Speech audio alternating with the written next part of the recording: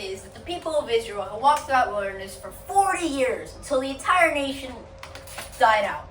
All the men of military age who had come out of Egypt had disobeyed the call of God.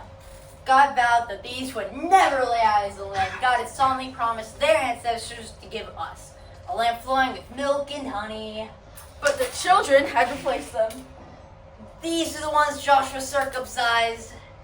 They had never been circumcised. The one had circumcised them along the way. When they completed the circumcising of the whole nation, they stayed where they were in camp. Until they were healed.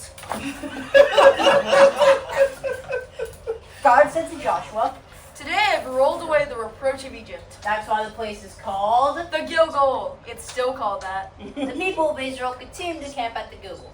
They celebrated the Passover on the evening of the 14th day of the month of the plains of Jericho.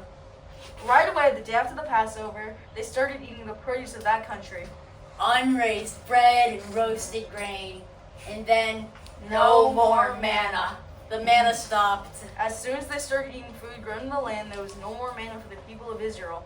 That year, they ate from the crops of Canaan. And then this, while Joshua was there near Jericho, he looked up and saw right in front of him a man standing, holding his drawn sword.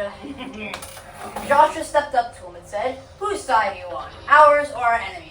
He said, "Neither. I am commander of God's army. I have just arrived." Joshua fell face to the ground and worshipped. He asked, "What orders does my master have for his servant?" God's army commander ordered Joshua, "Take your sandals off your feet. The place you are standing is holy." Joshua did it. Jericho was shut up tight as a drum because of the people of Israel. No one going in, no one coming out. God spoke to Joshua. "Look sharp now. I have already given Jericho to you, along with its king and its elite forces. Here's what you are to do.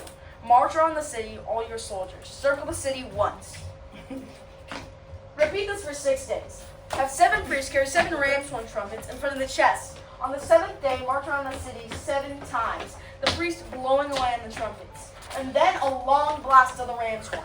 When you hear that, all the people are to shout at the top of their lungs. The city wall will collapse. All the people are to enter, every man straight on in." So Joshua, son of Nun, called the priests and told them, "Take up the chest of the covenant." 7 priests started carrying 7 ram's horn trumpets, leading God's chest. And he told the people, "Set out, march around the city. Have the armed guard march before the chest of God." And after Joshua spoke, The people moved. 7 priests with the 7 ram's horn trumpets set out before God. They blew the trumpets, leading God's chest of the covenant. The armed guard marched ahead of the trumpet-blowing priests. The rear guard was marching after the chest. Marching and blowing their trumpets. Joshua had given orders to the people. Don't shout! In fact, don't even speak, not so much as a whisper, until you hear me say shout. Then shout away. He sent the chest of God on its way around the city. It circled once, came back to camp, and stayed for the night. Joshua was up early the next morning, and the priests took up the chest of God. The 7 priests carrying the 7 ram's horn trumpets marched before the chest of God, marching and blowing the trumpets, with the armed guard marching before, the rear guard marching after, marching and blowing of trumpets. On the 2nd day, they again circled the city once and returned to camp. They did this 6 days. When the 7th day came, they got up early and marched around the city this same way, but 7 times. Yes, this day they circled the city 7 times. On the 7th time around, the priests blew the trumpets and Joshua signaled to the people, "Shout! God has given you the city." The city and everything in it is under a holy curse and offered up to God. Except for Rahab the harlot. She is to live. She and everyone in her house with her, because she is the agents we sent. As for you, watch yourselves in the city under holy curse. Be careful that you don't covet anything in it and take something that's cursed, endangering the camp of Israel with the curse and making trouble for everyone." All silver and gold, all vessels and bronze and iron are holy to God, from God's treasury. The priests blew the trumpets. When the people heard the blast of the trumpets, they gave a thunderclap shout. The wall fell at once. The people rushed straight into the city and took it.